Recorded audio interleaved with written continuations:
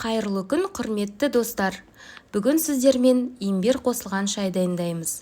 Қысқаша бұл өсімдік пайдасы жайлы тоқталсақ. Имбир Оңтүстік Азия елдерінде өсетін тропикалық өсімдік.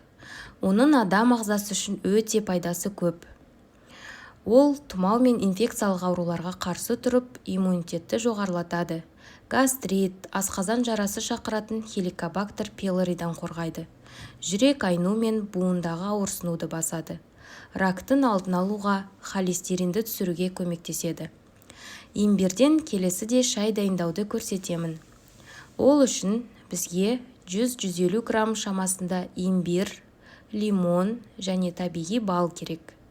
Имбирді тазалаудың ең оңай жолы ол қасықпен тазалау. Қасықпен қабығы жеңіл әрі жұқа болып алынады.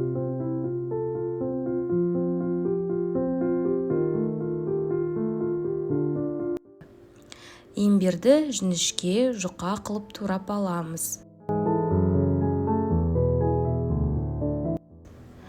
Енді 2-3 литр суға салып, 5 минуттай қайнатып аламыз. Қайнаған имбирге бірден лимон мен балды қосуға болмайды. Сол себепті оны 10 минуттай салқындатып қоямыз.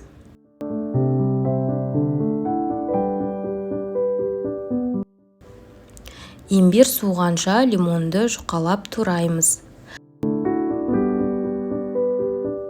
Салқындаған имбирге лимонды қосып, оған қалауларыңызға қарай 2-3 ас қасық бал қосамыз. Жақсылап араластырып 10 минуттай қойып қоямыз.